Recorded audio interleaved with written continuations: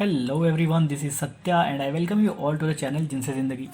तो CDAC join करने के पीछे और कोर्स डिसाइड करने के पीछे कुछ फैक्टर्स हैं जो काफ़ी इंपॉर्टेंट होते हैं। जैसे कि पहला फैक्टर है प्लेसमेंट, और दूसरा फैक्टर है जो भी तुम्हारी स्किल या टीचिंग कह लो कि टीचिंग कैसी है, या स्किल तुम कौन से गेन करने वाले हो वहाँ पर, या कह लो कि उस कोर्स का स्कोप कैसा है। ठीक है, तो ये हो गई दो फैक्टर्स। और तीसरा एक फैक्टर है वो है कॉस्ट।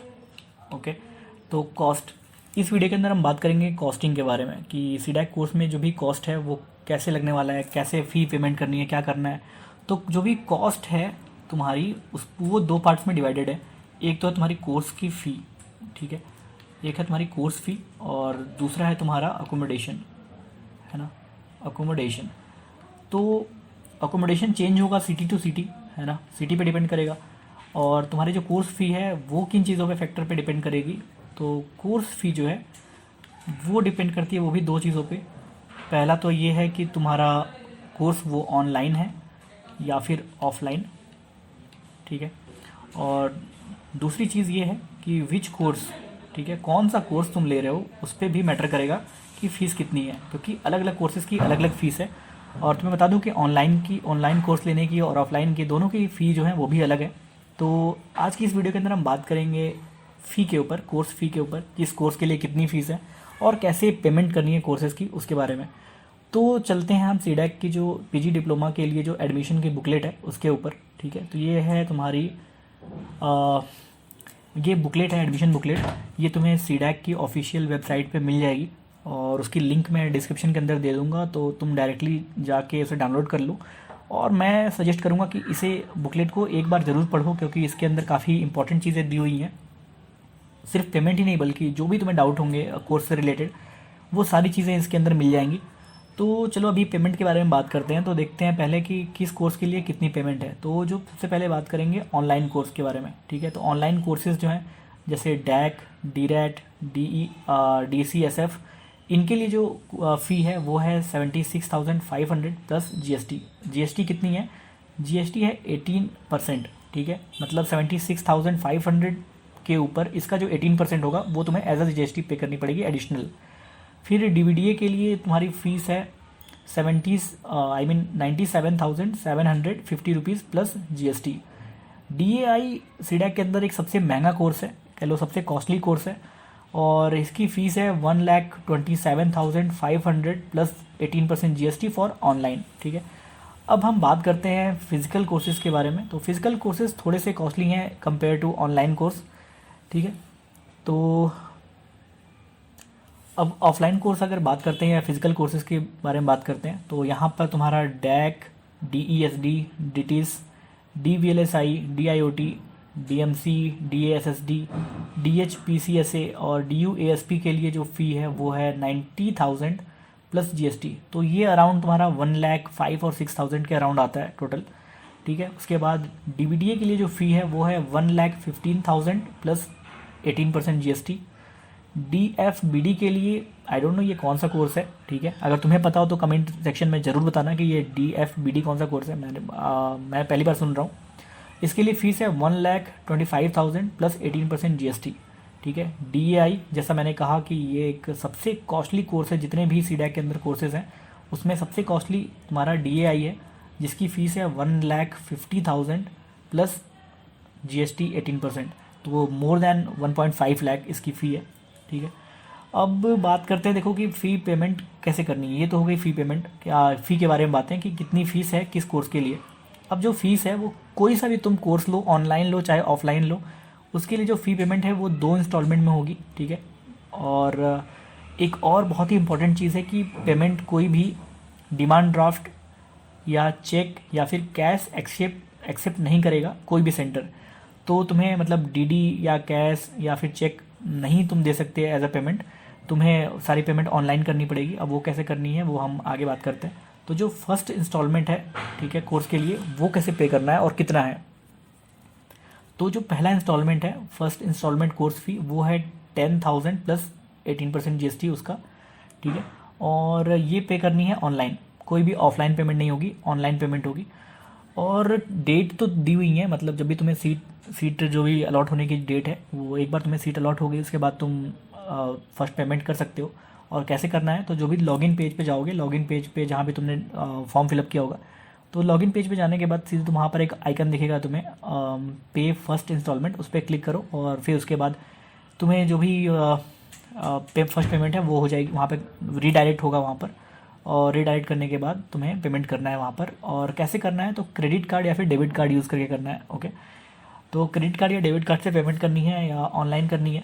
और अगर कोई भी दिक्कत आती है, अगर फर्स्ट इंस्टॉलमेंट पे करने में किसी भी तरह का इशू होता है, तो तुम्हें मुंबई सीडैक मुंबई से कांटेक्ट करना है। ठीक है, सीडैक मुंबई में कांटेक्ट करना है और ये उनका नंबर दिया हुआ है, ये उनका कांटेक्ट नंबर है, इस पर कांटेक्ट करना है। ठीक है, और इसके यही एक नंबर बहुत है, मतलब काफ़ी ज़रूरी है, क्योंकि ये नोट कर लो कहीं पर। फिर उसके बाद सेकंड इंस्टॉलमेंट की बात करते हैं कि सेकंड इंस्टॉलमेंट कब और कैसे पे करना है और कितना पे करना है। तो सेकंड इंस्टॉलमेंट जो है वो तुम्हें 26 अगस्त 2024 से पहले पेमेंट करनी है, क्योंकि कोर्स 29 अगस्त से स्टार्ट हो रहा है। ठीक है, तो तुम्हें सेकंड इंस्टॉलमेंट 26 अगस्त से पहले करनी है। कैसे करनी है, तो तुम्हें नेफ्ट करना है, किसी भी बैंक अकाउंट से तुम्हें नेफ्ट करना है।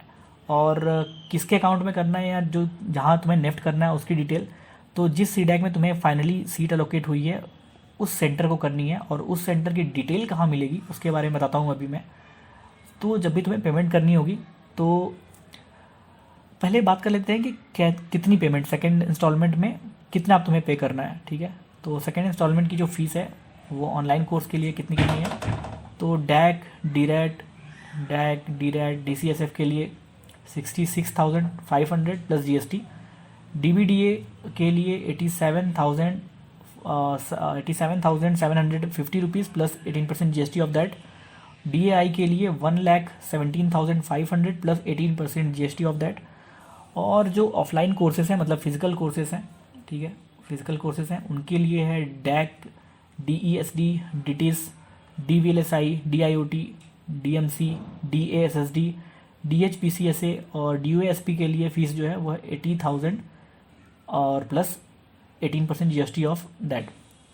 फिर DBDA के लिए फ़ीस है 1,05,000 प्लस 18% GST ऑफ इट। और DFBD के लिए आई डोंट नो ये कौन सा कोर्स है यार, कोई बात नहीं। DFBD के लिए जो फ़ी है वो है 1,15,000 प्लस 18% GST ऑफ इट।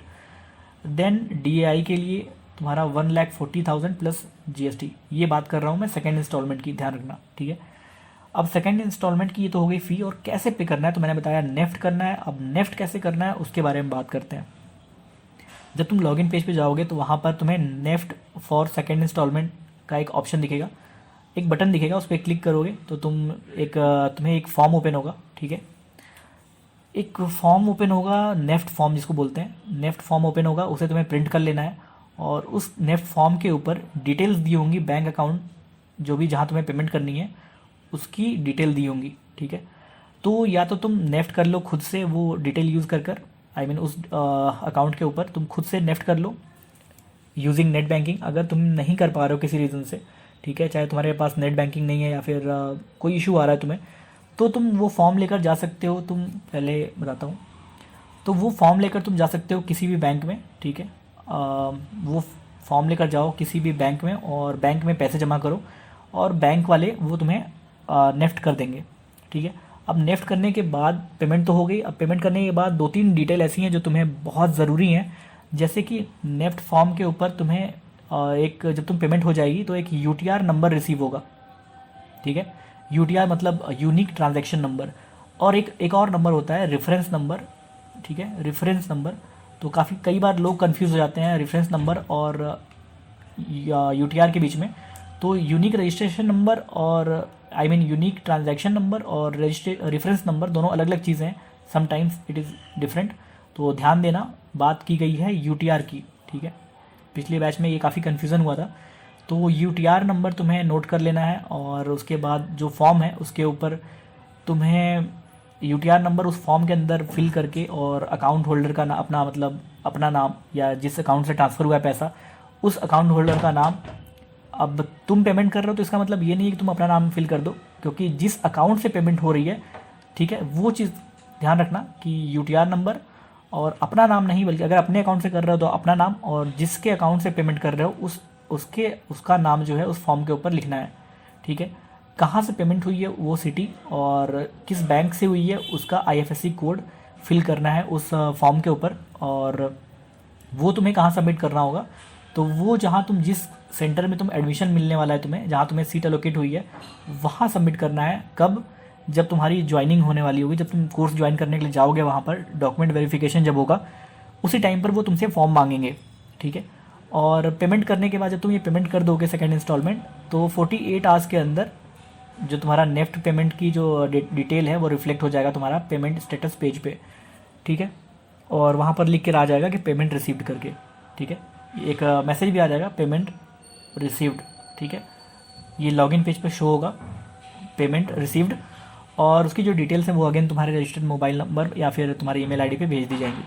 ठीक है, तो ये थी बातें, तुम्हें कितना कोर्स पे क्या फ़ी लगने वाली है, ऑनलाइन के लिए, ऑफलाइन के लिए, और डिफरेंट कोर्सेज़ के लिए क्या फ़ीस है, उसके बारे में ये डिटेल्स थी। और मैंने बताया कि तुम्हें 2 इंस्टॉलमेंट में फ़ी पे करनी है, और दोनों इंस्टॉलमेंट पे करने की जो तरीके हैं वो अलग हैं। पहला तुम्हें क्रेडिट कार्ड या डेबिट कार्ड यूज़ करके डायरेक्ट कर लोगे और सिंपली 10,000 प्लस जीएसटी, और जो सेकेंड इंस्टॉलमेंट है वो तुम्हारा पे होगा अपने सेंटर पे, जिस सेंटर पे तुम्हें एडमिशन लेना है उस सेंटर पे।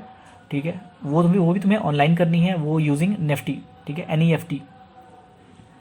तो ये है डिटेल, और तुम्हें कोई भी cash, cheque, demand draft accept नहीं किया जाएगा, ये भी खास ध्यान रखना। तो ये हो गई बातें तुम्हारे कोर्स के बारे में, और ये बुकलेट की लिंक मैं दे दूंगा तुम्हें यहाँ पे डिस्क्रिप्शन के अंदर, तुम वहाँ से डाउनलोड कर लो, और आई विल रिकमेंड कि ये ज़रूर पढ़ो। ठीक है, और इसके अलावा देखो, कोई भी अनफॉर्चुनेटली कोई भी अगर इशू हो जाता है तुम्हें पेमेंट में या कोर्स के दौरान, और तुम चाहते हो रिफ़ंड लेना, चाहे मतलब कोर्स में एडमिशन लेने से पहले या एडमिशन लेने के बाद, तो कैसे रिफ़ंड तुम लोगे, कितना रिफ़ंड मिलेगा और कहाँ से रिफ़ंड लेना है, वो सारी डिटेल हम बाद में बात करेंगे अगली वीडियो के अंदर। तो ठीक है, इस वीडियो के अंदर इतना ही, और आई होप कि ये इन्फॉर्मेशन तुम्हारे लिए हेल्पफुल रही हो। वैसे तो मुझे लगता है कि तुम लोगों ने पहले से ही ये चीज़ें पढ़ ली होंगी, लेकिन अगर फिर भी अगर नहीं पढ़ा था, किसी रीज़न से तुमने ध्यान नहीं दे पाए थे, तो मैंने थोड़ा सा हेल्प करने की कोशिश की है कि तुम्हें हेल्प मिले इस चीज़ से। और ठीक है, अगर वीडियो पसंद आई हो तो लाइक करना तो बिल्कुल मत भूलना, और अगर चैनल के ऊपर नए हो तो कंसिडर सब्सक्राइबिंग इट, सब्सक्राइब कर लेना चैनल को, क्योंकि सीडैक से रिलेटेड हर एक जानकारी, और जो भी तुम्हारा काउंसलिंग से लेके और कोर्स में क्या होता है, कैसे होता है, फिर इंटरव्यू कैसे होगा, CC कैसे होगा, और ईच एंड एवरीथिंग मैं गाइड करने की कोशिश करता हूँ। तो ठीक है, फिर मिलेंगे अगली वीडियो में, तब तक के लिए हंसते रहो, मुस्कुराते रहो। Have a great day, bye bye.